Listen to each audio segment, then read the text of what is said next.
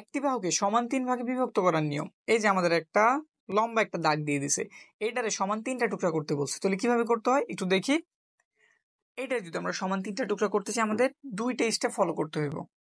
এক, প্রথমে এইখানে একটা কোণ আঁকো নিজের ইচ্ছা মতো।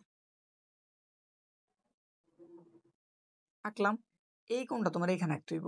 এইখানে যে কোণটা আঁকছো নিজের ইচ্ছা মতো, এই কোণটা তোমার এইখানে আঁকতে হইব। তো আঁকতে হইলে তোমার কি করতে হইব? অবশ্যই তোমার কাটা কম্পাসের হেল্প নিতে হইব। তো আমরা কাটা কম্পাসের হেল্প নিতেছি। কাটা কম্পাসের হেল্প নিয়ে আমরা এখানে যে কোণটা আঁকছি এখানেও আঁকি নিজের ইচ্ছা মতো। চাইলে একটু বড় করে নিও, তাহলে চিত্রটা সুন্দর হইব। নিলাম, এইখানটাতে বসাইয়া দাগ দিয়ে দিলাম। এবার কি মাঝের টুকের মাপ নিতে হইব। কোন আঁকার নিয়ম তো এটাই, জানি তো নাকি? তো মাপ নিয়ে নিলাম, এইখানটাতে আমরা বসাই দিলাম, কেটে দিলাম, দাগ দেই, তাহলে আমাদের কোন আঁকা হয়ে গেছে।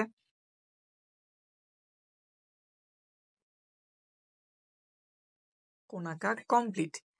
একটা ধাপ শেষ হইলো। ধরো এখন এটা একটা মাপ নিছিলা না, ওই মাপটা নেও তো।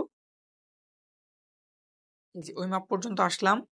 এখন যেইখানে কাটছিল, এই যে এখানে কাটছে না, ওইখানে তোমার কাটা কম্পাস নিয়ে যাও। সামনে গিয়ে ওই দূরত্বে আরেকটা দাগ কাটো। নিচেও তো একটা দাগ কাটা আছে কোন আঁকার জন্য, যেটা তুমি ইউজ করছিলা, ওইটা তো সেম মাপই ছিল। তো এখানটাতে আবার আসো, এটার সামনে একটা কাটো। কাটাকাটির পর্ব শেষ। প্রথমে একটা কোণ ছিল, ওই নিয়মে তুমি আরেকটা কোণ আঁকছো। কোণের মাপে একটা দাগ দিছো, সামনের একটা দাগ দিছো, এখানে একটা দাগ দিছো, সামনে একটা দাগ দিছো। এই তো, এবার আর কিছুই না। দ্বিতীয় ধাপে হয়েছে শুধু তাদের যোগ করে দাও। শুধু তাদের কি করে দাও? যোগ। এই কাটা হাতের বাম সাইডের এই যে একটা কাটা, এই যে একটা কাটা, তাদের যোগ করো। ডান সাইডে এই যে একটা কাটা, এই যে একটা কাটা, তাদের যোগ করো। তো দেখি, বসাইলাম বসাইলাম, দাগ দিলাম। আবার এবার ডান সাইডেরটা এই যে বসাইলাম, এই যে বসাইলাম, দাগ দিয়ে দিলাম, কাটা হয়েছে।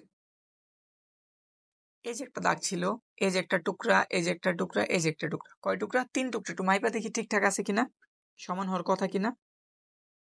এই মাপটা নিলাম, এখানটাতে বসাইলাম, এখানটাতে বসাইলাম, ঠিক আছে কি? তো এইভাবে তুমি আইকা যেই কোনো একটা সাইজের বাহুরে সমান 3 ভাবে বিভক্ত করতে পারো।